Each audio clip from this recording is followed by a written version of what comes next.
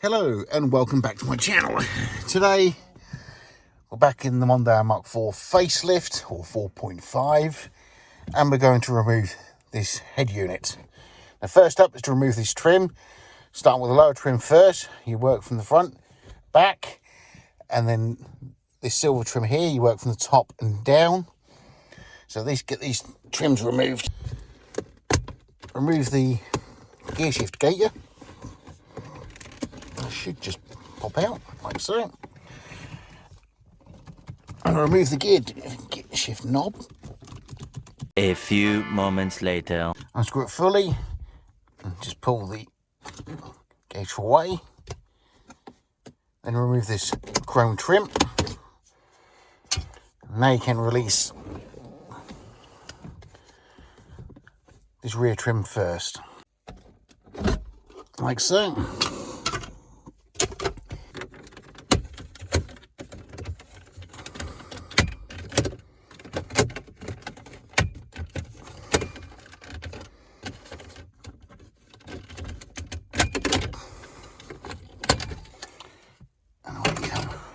Pick up the chrome ring, wherever that may have gone. Right, next up, obviously this screw is already missing here, is to remove these T20 top screws. Screwdrivers a bit.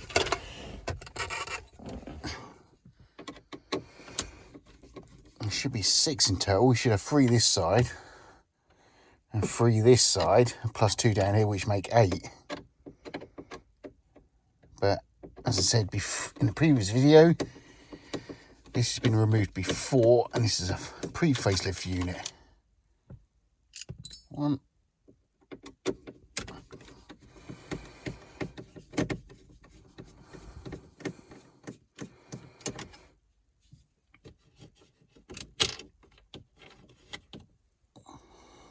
2.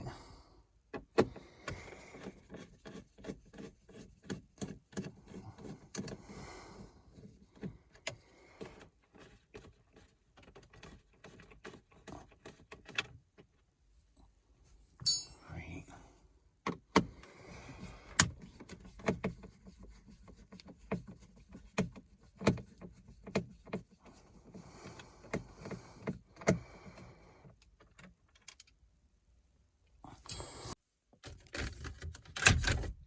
Like so. Next up is to unplug all the connections. It's a bit awkward doing this one-handed.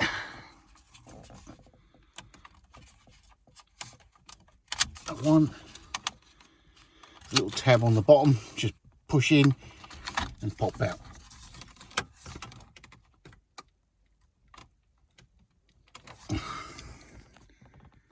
The start button switch is a little red tab here. You pull out, press a little pin, and that'll pop out. Now to release the clamp control, 1,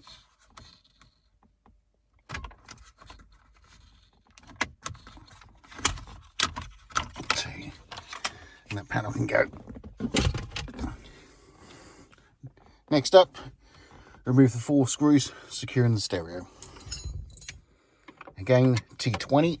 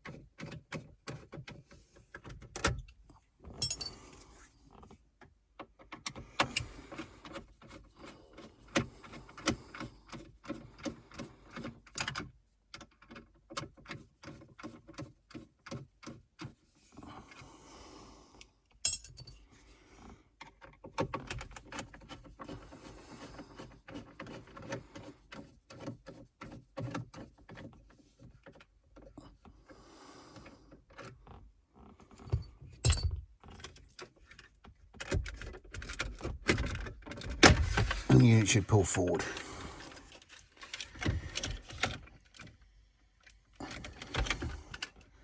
And just remove the quad lock plug.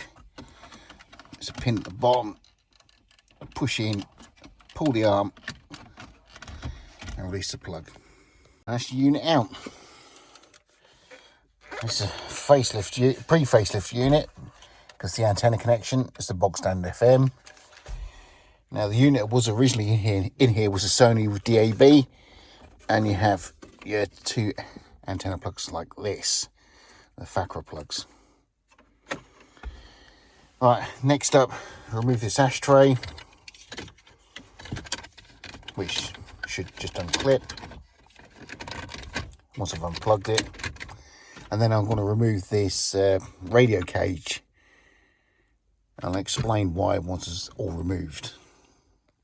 That's the cage removed. Easy to remove. You just have a screw there, one there, and two Torx screws. One there and one the other side.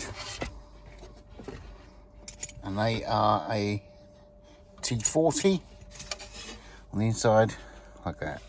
And they just fits in there like that.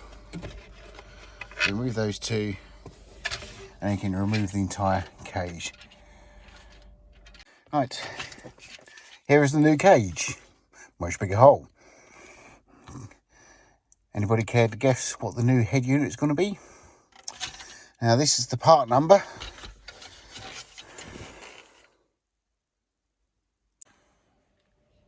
I realised before, well, upon fitting the cage, that I had to extend the wiring for the three switches, the heat screen, the hazards, and the park assist, because they were just too short, because instead of being at the top, they had to be down at the bottom. Now I had an old loom, which I cut the plugs off with a short section of cable, and basically what I did, I cut the plugs off one at a time and rejoined them, soldered them, heat shrinked them, so to extend the wiring. So now that's done, I can now fit the cage.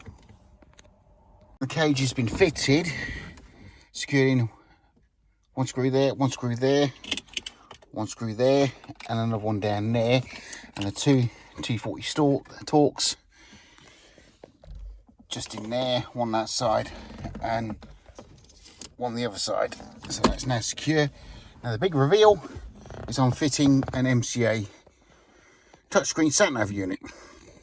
Now this one's the MCA Plus, meaning it has the audio input, not the audio input, sorry, the video input for rear view camera, which I will be adding at a later date.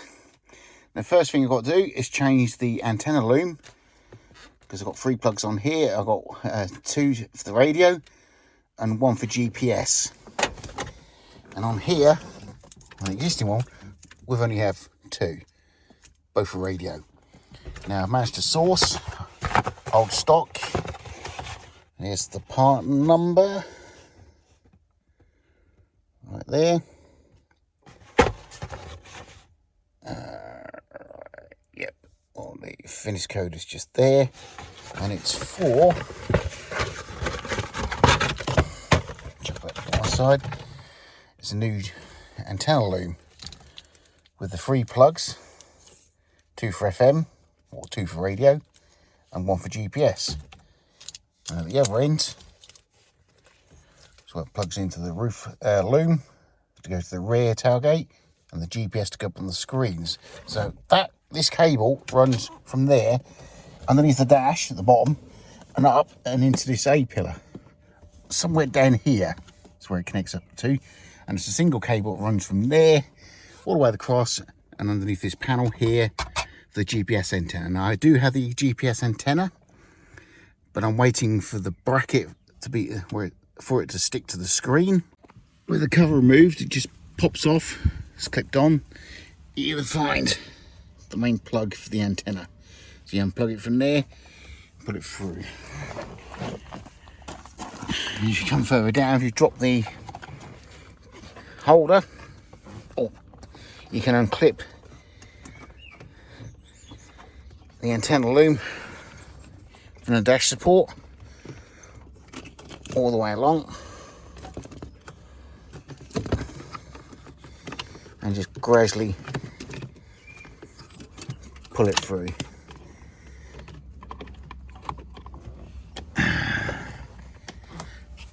Let's unplug that. It's a bit awkward trying to film and do this with one hand. Let's pull off post.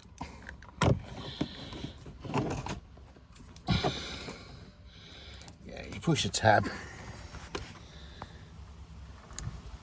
and release, like so, and then you can feed it through. What I'm going to do, I'm going to tape the new loom to this so it's easier to pull through rather than trying to manually chase it right away up, because it is a bit of a confined space up there, so that'd be easier for me to do that. Right, that's the aerial fed through. This end was the easiest part. That's for the GPS. The antennas connected together.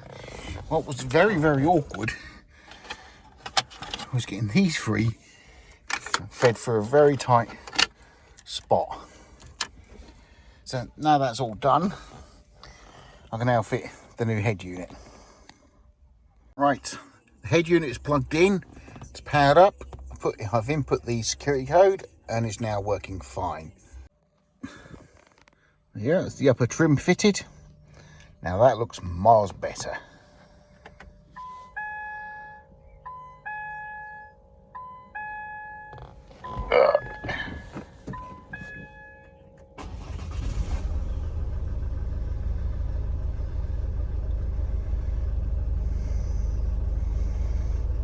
Perfect.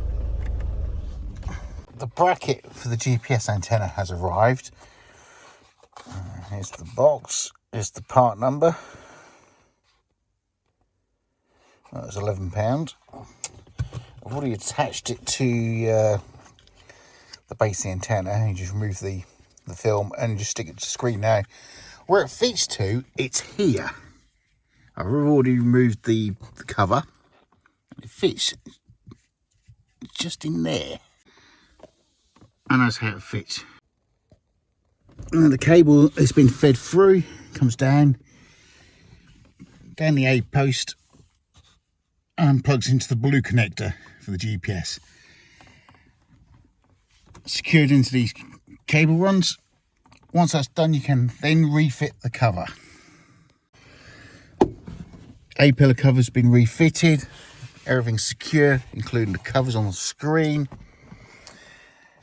Now let's check to see if we've got a signal. Turn ignition on. And yeah, that's my position. It looks like correct info. Satellites 5. Yep, that's fine. That's working fine. Radio. I already paired my iPhone to this car. I have to check the audio loop that is located above the glove box behind the dash, because there's about 3 or 4 different variants depending on the spec of the car, you know, the audio level and whether you've got Bluetooth. This has got Bluetooth for voice control and USB. Now, this car was originally equipped with DAB, therefore there's a DAB antenna in the back, but this head unit does not have DAB built in. It requires a separate module called a DABM. It's a digital audio broadcast module. It's a separate module that fits between the heater assembly and the glove box behind the dash. A lot of people call them either an amplifier or navigational control module or multimedia module. No, it's specifically a separate module for DAB only. This car doesn't have the wiring for that, so there might be something to look at retrofitting at a later date to give me DAB. I haven't done the wiring for the switch yet. I've got to confer with the wiring diagrams to make sure that everything is there as it should be, and then add in the requested cabling and plug for that. So I have to double check on that one. That'll be in an upcoming video. But for this video, for the upgrade, it's now completed. So please like the video and most importantly, subscribe. Thanks again.